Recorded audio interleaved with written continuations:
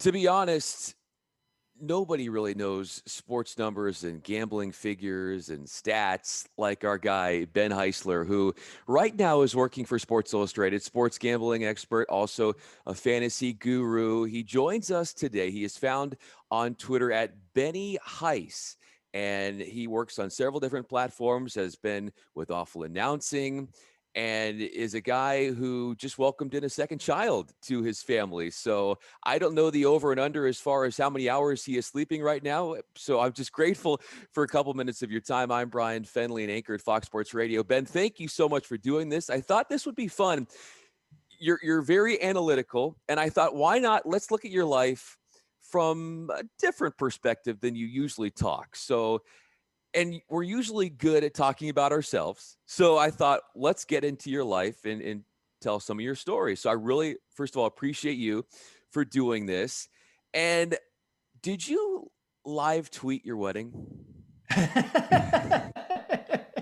Well, first of all, Brian, it's an honor to be on with you, and just hearing those dulcet tones in your voice, like you can tell that there's I was in radio for a long time in my life, and I was always just so jealous of everybody that just had like that great baritone voice. That like you're asking me about the over under on amount of sleep that I'm getting. I'd say given nights, maybe about 3.5. I'd sort of set that over under. Like I've had some family in, so we're breaking up into shifts. But listen, anytime, man, you want to be a contract hire, read a couple stories, get the kids to sort of get calm and fall fast asleep to those tones, I'll certainly take you up on it. As for whether or not I live tweeted my wedding, I don't recall live tweeting my wedding. I think I might have sent out like a picture. I think my wife and we were at that point, like after the ceremony where you're kind of whisked away and everyone's having cocktail hour. And I think we did like a little 45-second video just saying hi and just saying like, oh my God, that just happened. But I don't recall live tweeting. I might have sent out a couple pictures, but do you have information that I don't? It was obviously a very memorable night, but there's some things about the night I may not remember. I was checking out your Instagram as far as researching you, and I think it might have been one of your family members. It was maybe a spoof where they wrote on like a poster board. This might have been right Okay. after your wedding. Ben live tweeted his wedding or something like that. So it Okay. was a bit of a joke. I was just playing off of it, I and can I can give you the context behind that. So okay, my wife and I are Jewish, and this is a new tradition. Obviously, Jewish weddings have been going on for a long, long time. But when they do the hora, which is like that long dance, and they play a lot of the klezmer music, and they lift you up in the chairs. It's a great time. But my friend Bradley started this for some of our friends. He would start making these different signs, and people would like you have friends come out and wear like different sports jerseys or things that the couple were into, and you'd sort of entertain them as a part of this. And so he sent out a bunch of posters, and people know that I like roasts and jokes and comedy. So we had some friends and some family take these poster boards, and one of them was like, Ben eats cereal with a fork, or yeah. Ben live tweeted his wedding, or Ben likes his steak well done. It just like all things that are blatantly untrue, but just funny. So they would put those up, and like we would see them as we were being lifted up in chairs. And so you're trying to stay on the chair and try to make yourself not fall from laughing too hard. But no, I did not live tweet my wedding, but I now understand the confusion behind it. We're talking about your wedding. Speaking of falling in love, how did you fall in love with numbers? You know what's funny is that I don't know if I've ever really fallen in love with numbers. Like you brought me on and mentioned me as being a very analytically driven guy. This is a fairly new component of my life. I always wanted to be a play-by-play broadcaster, sports talk host. That was the direction that I pursued from high school on. I didn't really dive into the fantasy and then sort of the betting space until much later on in my life, and I'm 32 now. But I ended up sort of on the fantasy side by way of radio. I was looking for more on airtime. I had started off my career at SiriusXM in DC for the MLB Network Radio, producing there for about 3 years, and I wanted to get more on airtime. And so I came to Kansas City. I had a great connection here. was the executive producer of the afternoon drive show, where I could be sort of the third member of the show, but I still wanted to do some hosting. And our Sunday morning fantasy show opened up. And so I said, I wanted to jump on it. And I watched as sort of the fantasy world became less about sort of a season long perspective and more about sort of the daily grind, incorporating different projections into the mix, using that alongside sports betting information, working in the sports proposition and prop betting world into it. And so I wouldn't necessarily call myself, analytically driven. I don't know how to build a model.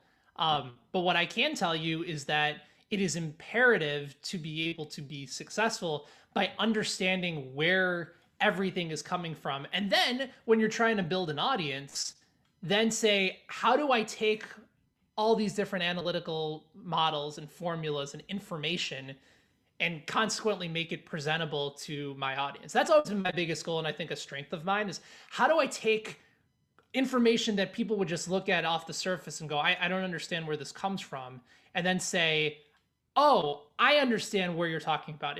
If these two teams are top 5 in pace for an NBA game, then you can look at that, relative to their over under on the night and say, okay, based off of this projection on the over under on the total, if it's 235, that feels a little bit high, or that's a little bit too low. And so that's where I think it's important. So I'm not good at math. I'm not good at science. I've been much more of a creative mind, but as you go forward in this industry, you have to be able to make sure that you understand where it's coming from. And then ultimately, as a writer and editor and content creator, you have to make sure that as more people want to find themselves investing their time in this, that they understand where those information and what that information is. So it's funny that you brought it up that way. I've never considered myself sort of in that spectrum, but as you become more familiar with it, it starts to feel, like less of, a research base and more of a sort of your everyday conversation. Part of the conversation with you that needs to be heralded is the fact that you've been versatile. Like you said, play-by-play is something you started with. You were open to other things as well, and now you found a really nice niche in the sports gambling fantasy space. We're joined by Ben Heisler of Sports Illustrated. I'm Bryan Fenley, an anchor at Fox Sports Radio. Speaking of growing your audience, what was it in you that Sports Illustrated saw that had a lot of faith that you could do that? It's a great question. And it came off of some failure in the business. I had been in radio for about 8-9 years of my professional career. It's kind of the road that I always thought I was going to go down. I ended up leaving radio back in March of 2018.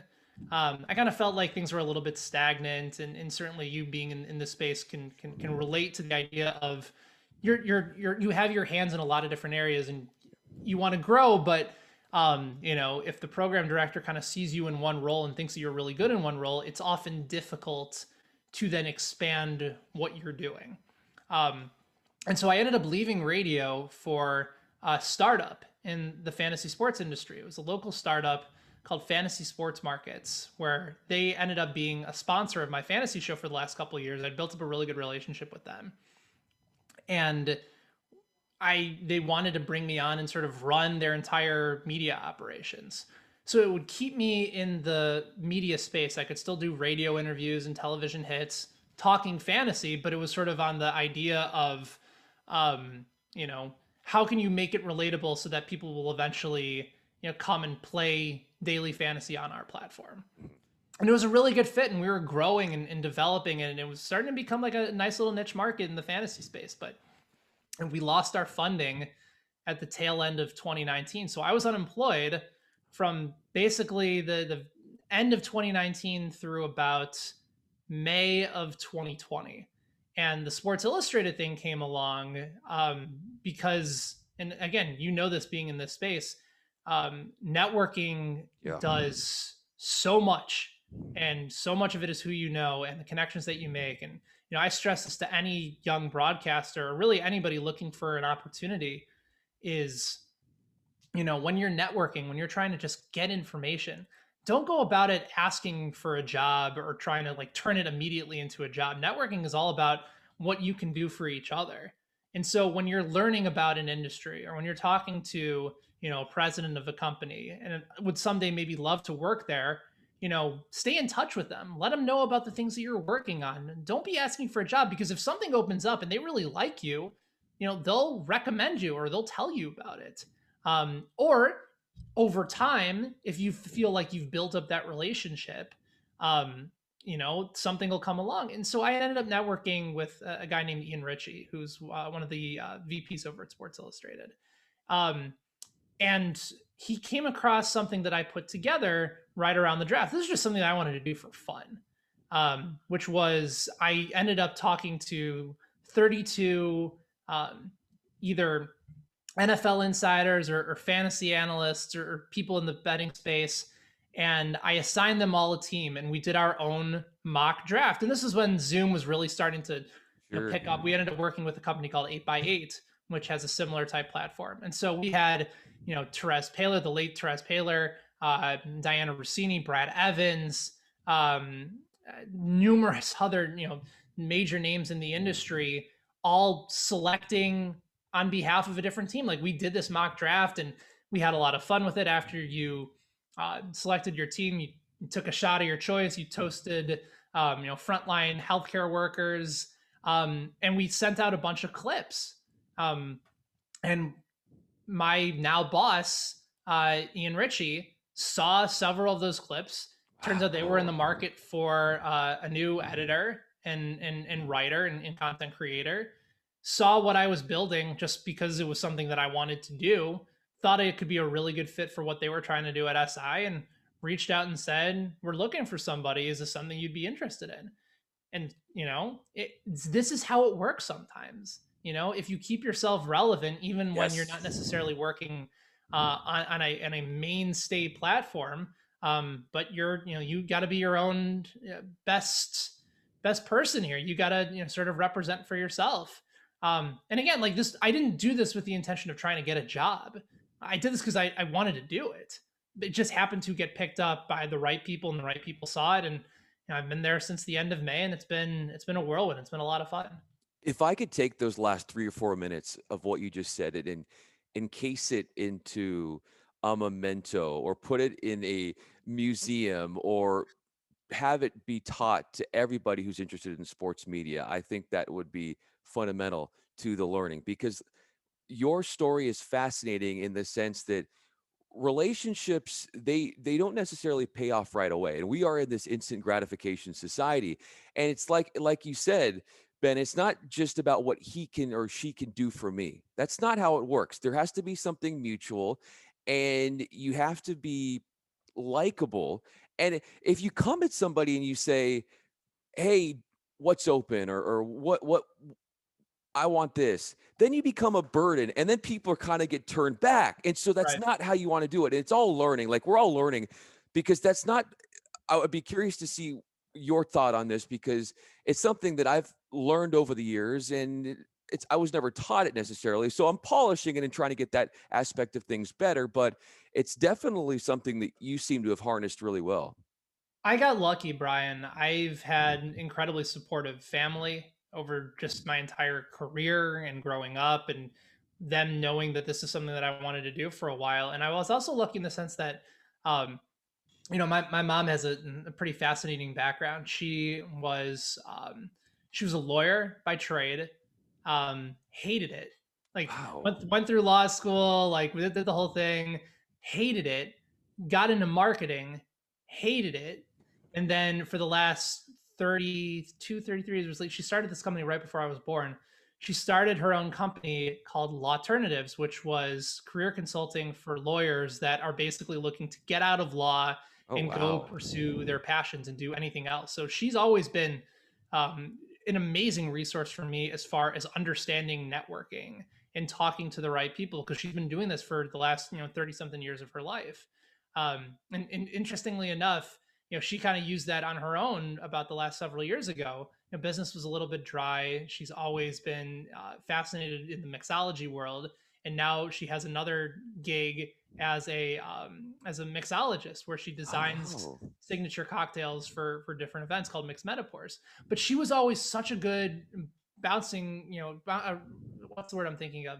Not bouncing board, but she was always great to bounce ideas off yeah, of, yeah. and a great resource for me. And it was her that sort of told me the idea of, always follow up and keep those connections, but remember that when you're networking, it's all about just establishing connections and making it so you can be a resource to them as well. It's not just a one-way street. You want it to help out on both sides. And throughout my career, knowing the right people and building those relationships have been instrumental, to be able to get where I've wanted to go. It doesn't always pay off. You might have a great conversation with somebody and want to work for that company, and they just either never have an opening or they're not interested in you, and that's okay. Yeah. But to your point, Bryan, about understanding where a lot of this is coming from, you're right. It's the foundation in making yourself available and giving a lot of yourself to that person as opposed to just being a burden. I think that's a really good point. Yeah, because you want to come to them with a solution. Because if you come to them 100%. asking for something, you become a burden. And so I think you absolutely nailed it. Ben Heisler is with us with Sports Illustrated. I'm Bryan Fenley, an anchor at Fox Sports Radio. The the networking you were talking about that you've honed in on, that you've polished, I feel like I can really see how that paid off when it came to how I found out about your work, listening to your podcasting with Awful Announcing. And I listened to the awesome conversation you had with Todd Furman in the sports gambling space. And then last night I was listening to the one with Maria Taylor.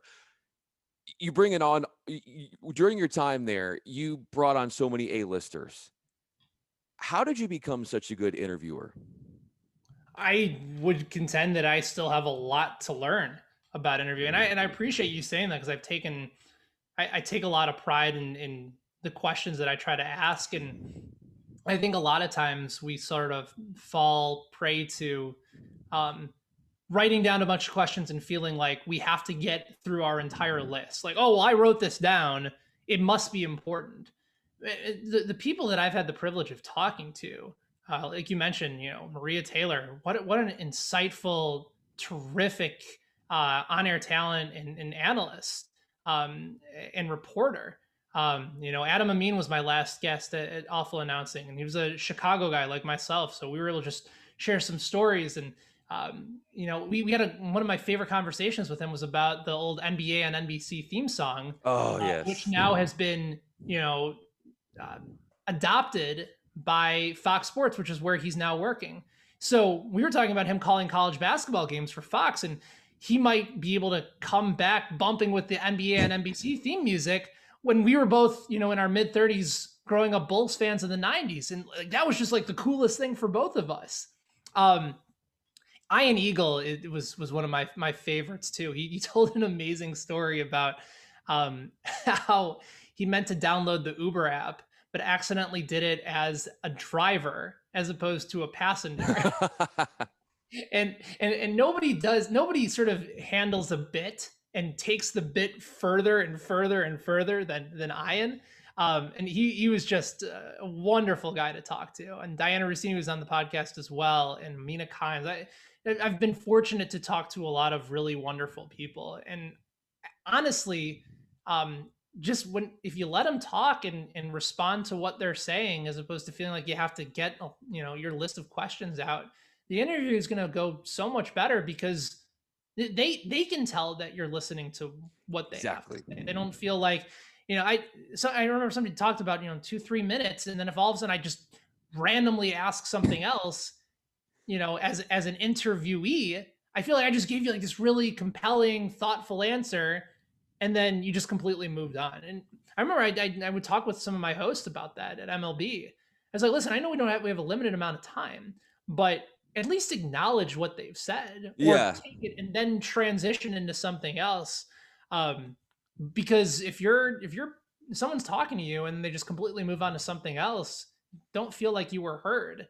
And that's less of they're less likely than to open up to you. So Yeah, the majority of it, Brian, is just really thoughtful, insightful guests. And I'm just trying to hear what they have to say and find something interesting from it and then take it and keep that conversation going. They're the ones that deserve the credit, certainly not me. You also, though, deserve the credit because of the follow-up questions where you're acting on the fly. Those aren't scripted questions. Those aren't on your sheet. And the way in which you weave those in shows that you're listening to the interviewee. And like you said, you are going to get better answers from them. You mentioned that you're a guy from the Midwest, spent a lot of time in Chicago. You also went to Indiana. And I'm curious to know where you would be in life, where you would be in your career without your experiences at the student radio station. It was paramount for me.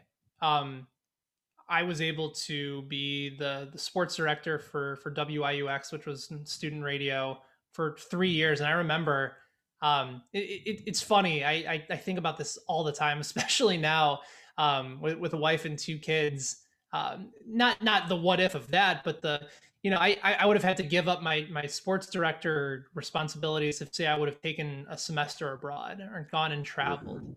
Um, and I kept thinking to myself, I was so career focused at that time in my life that I missed out on a lot of fun experiences, like traveling and tailgating for a lot of football games because I was covering the team.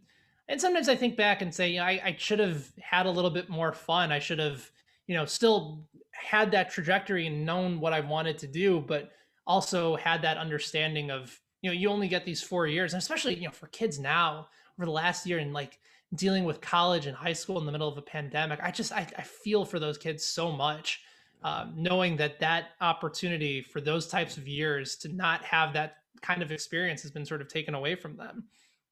But um, I think that time allowed me to just have years of experience that a lot of more competitive, and it's not to say that it wasn't a competitive nature, but it wasn't Syracuse. Yeah. Syracuse's broadcaster, you and I've have several friends that have come out of the Newhouse School, and they're all Sure. incredibly talented. But it's also insanely competitive, and you may not be able to get to call a basketball game until midway through your senior year, just because of all the people that are trying to get on board. At Indiana, I was able to dive headfirst right away and show that if you're interested and if you want to be able to put in the work, you can get these opportunities. So I was calling Indiana football Wow. games since my middle of my I was able to do a game my freshman year. That typically doesn't happen. Same thing with basketball. Those are coveted spots. Um, I started working for IUS TV my freshman year. I got experience and understanding production for television, and coming up and pitching my own spots. I didn't want to do traditional reporting. I knew I had to put in some time, but the last 2 years I was able to pitch a really fun highlight segment that was sort of the our version of NFL primetime. So I was able to sort of do that, knowing that in a lot of other sort of TV stations on college campuses, it's incredibly competitive. Um, Indiana was a good mix of having the resources available, but also needing to know how to take advantage of them. Because if you're young and you're hungry there, you'll get the opportunity. And you can be young and hungry at a lot of other places across the country, a lot of other universities, but there just might be too many people ahead of you to be able to get there. So it got me a lot more experience in those 4 years than a lot of folks at really competitive schools, and I'll always be thankful for that. Dick Ember got his start at He did. Indiana, and who would have known that Indiana would be transitioning into a football school? And I know that that's probably a cause of concern for you because right now your team is looking for a college basketball coach. And I was looking at one of your tweets, and you had a couple of different head coaches who you thought might slot in as the new head coach. And my fingers crossed that it is not the head coach of my alma mater, Wes Miller, who is about to play in the Okay. NCAA tournament. So I'm like, please, please, please. But he's such a great coach, so I wouldn't be surprised if he did it. But I'm curious to know what you think about how that program should move going forward and how they can get back to relevance. So it's sort of a two-part two-part response here. The first is that I'm actually more of an Indiana football fan than an Indiana basketball fan. I feel like, you know, Indiana basketball, just because of the name brand, going back from those Bobby Knight days in the mid 1970s all the way with the three championships in the 70s, eight and two in the 80s, that it's easy to be a bandwagon Indiana basketball fan because it's just rooted in tradition, and the state of Indiana is so basketball crazy. Um, but when I was there, it was the start of, I don't know if you remember. You remember the name Terry Hepner at all? What year was that? He started there, I think, in 2004, and my freshman year was Oh, 2006. Terry Hepner coached Ben Roethlisberger at Miami of oh, Ohio, sure. and he came in and was just this breath of fresh air for the program, incredibly motivating, a guy that you wanted to play behind, and you noticed that they were starting to turn the corner. And there's a lot of similarities to their current head coach, Terry Hepner and Tom Allen, just guys that are just college basketball and college football, college sports in general. Brian, I just feel it's a cesspool, especially with a lot of these coaches and the way that everything works out. But they're just very easy guys to root for. They don't try to come in um, acting, mightier than thou, and they're just relatable, passionate guys. And Terry Hepner ended up he had to step aside, and Bill Lynch took over. But Terry Hepner ended up dealing with brain cancer. He was lost, far too early in his life. Um, but I just remember wanting to be on the side of Indiana football when they eventually figured it out. I always joke to myself, like, the one year that Indiana ever goes to the Rose Bowl, like that's the year I'm going to go and book my ticket. I've always wanted to go and see a game there. Didn't happen this year, and obviously with the pandemic and the whole Ohio State thing, but So they're close though. so close. And actually, coincidentally enough, I'm bringing a gambling angle into it, Indiana covered the spread in every game they played in this year. And I'm so used to Indiana breaking my heart in football. They're always just, I don't know how well you know Greek mythology. I think it was Sisyphus that was always pushing the boulder up the mountain. And he was finally there. And then the boulder just knocked him right off, and he'd have to do it again. Like that, as a fan, is Indiana football for so long. Just when you think they're finally reaching the top, the boulder comes in and knocks your ass back down. So watching what happened this year was remarkable. They covered the spread in every game, but I didn't bet them because I was just, at some point I was like, they're going to break my heart. So the one time I bet them was the bowl game against Ole Miss, and of course they ended up losing outright. So it goes to show you that it's not completely dead yet. As for your original question, so yeah, I am an Indiana football meatball. Okay. As for your other question about their current state, I just want them to get the right guy.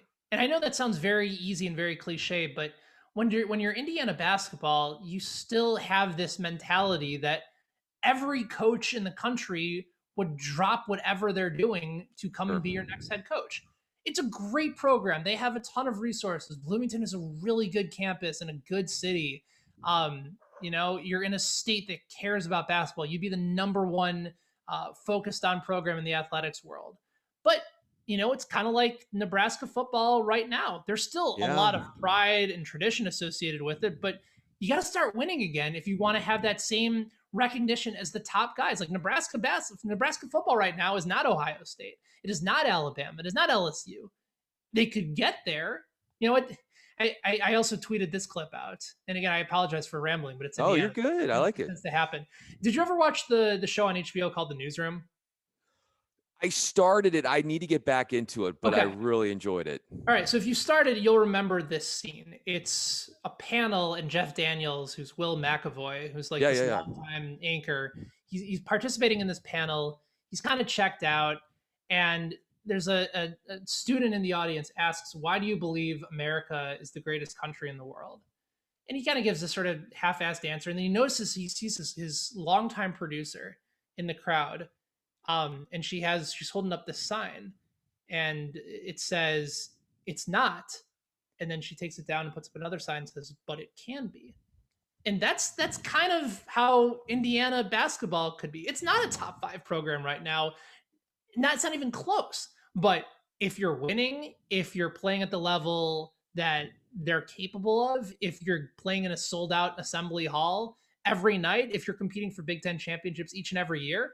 Absolutely, it can be. But they need to find the right guy to be able to get that in. And I don't believe that right guy needs to be an Indiana guy. I always feel like that's a bit, overstated. You want a guy that's going to embrace tradition, but you want someone focused on the future. You don't want somebody living and trying to do what Bob Knight did. Bob Knight is old and out of touch and did some pretty crappy things along the way. I'm not a Bob Knight guy, regardless of how much he won.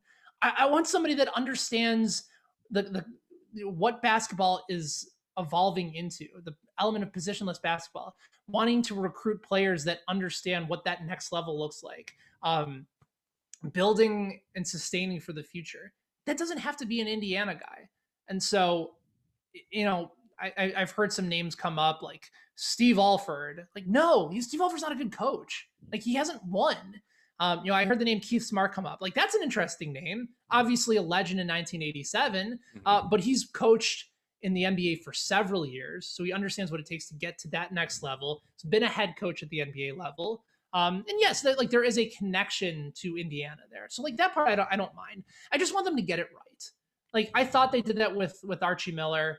They didn't embarrass themselves in the head coaching search. They said this is the guy we're targeting. He is young, up and coming, defensive style of basketball that'll work in the Big Ten, and it just didn't work out. Like they went and got their guy, so I can't fault them for that. But I don't want them to try and turn away a better candidate just because somebody has an affiliation or an association with IU. To me, that would be a mistake. That's a great point. Sometimes it's not that the coach cannot coach, because I think Archie Miller did before he came to Indiana. Yeah. Perhaps it's the environment, and maybe that's going to force the higher ups to look in the mirror a little bit. Are they giving the program the best chance to succeed? And I know you're super busy. I wanted to just wrap up with a couple quick questions here. As far as the NCAA tournament coming up, I know you have all sorts of different takes on a good bet in that realm, what you think is going to be something that could make people some money. So I'm curious to know, as you analyze the NCAA tournament, what you have your eyes on specifically. So I think especially this year, it's easy for us to want to say, well, Gonzaga hasn't lost. They're an easy favorite. Or Illinois is playing their best basketball at the right time. They have senior leaders. I would assume was a stud. Baylor up until the final quarter of the season was looking spectacular. If there's anything that we've learned from this year, I feel like it's the unexpected can happen. Like it's a weird year. Everybody's playing in the same state. There's just change is inevitable. And so I think especially this year, whether you're filling out a bracket or, whether or not you're looking to, get some of those bets and futures in, is that take a chance this year.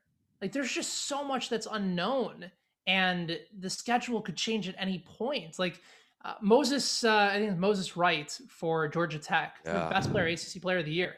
He's gonna miss the first round of the tournament with positive COVID test.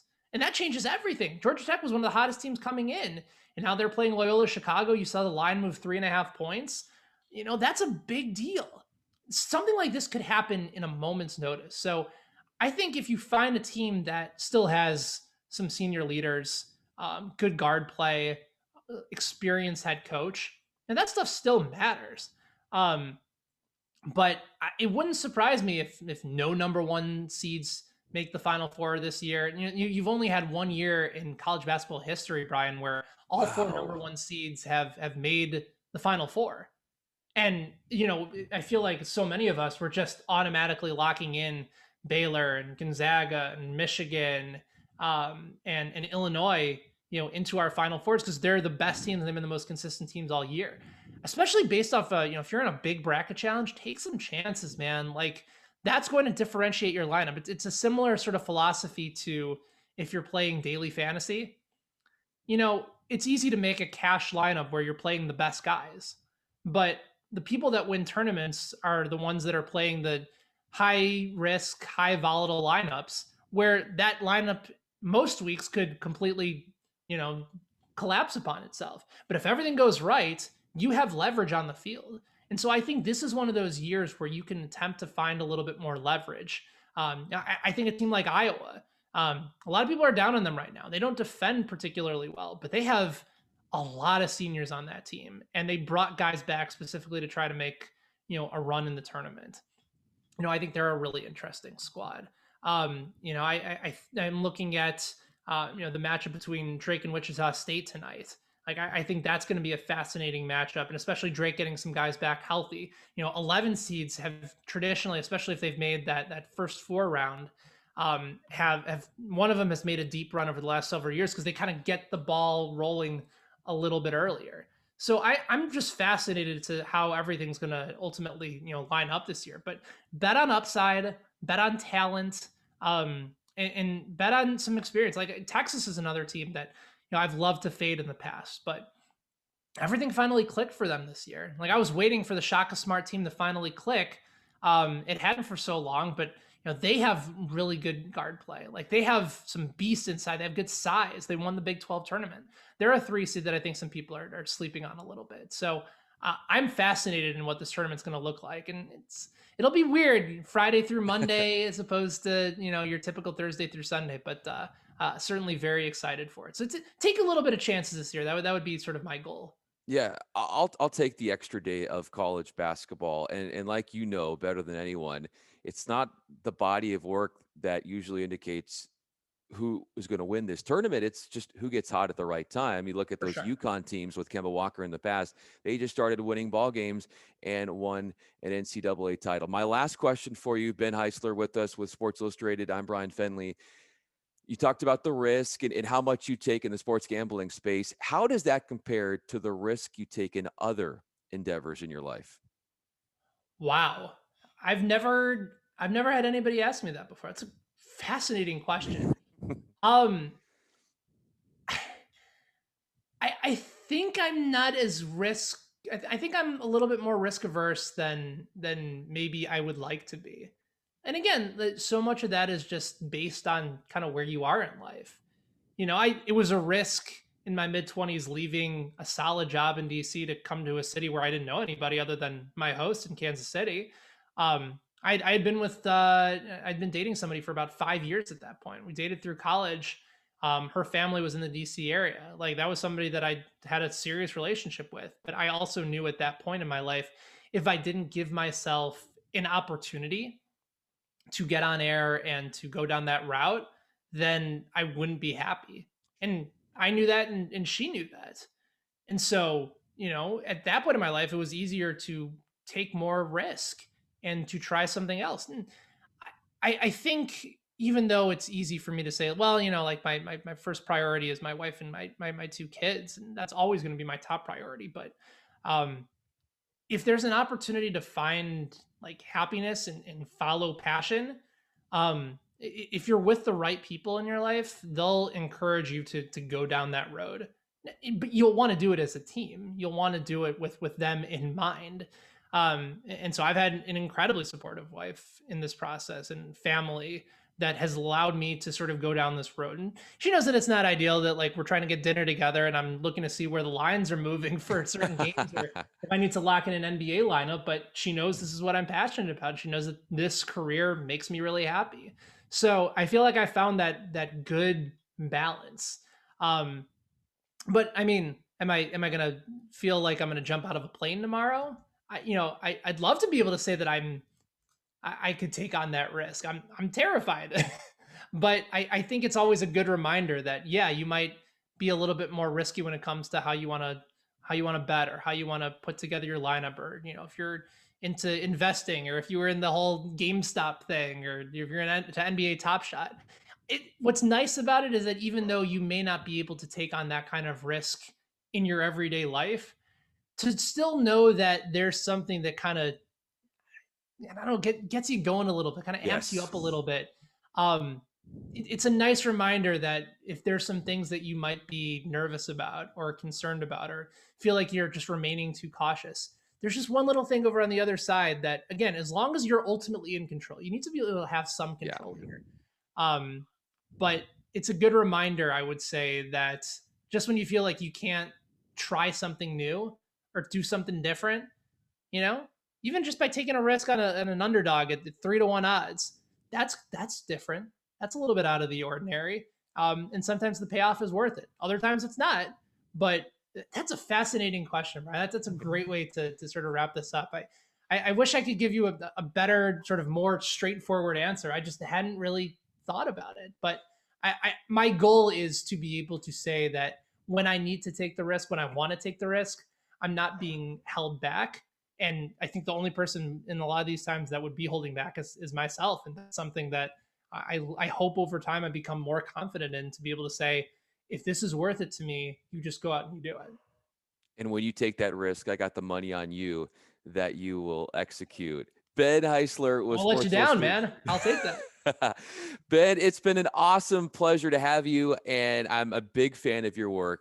Thank you so much. I'm Bryan Fenley. Thank you so much for doing this.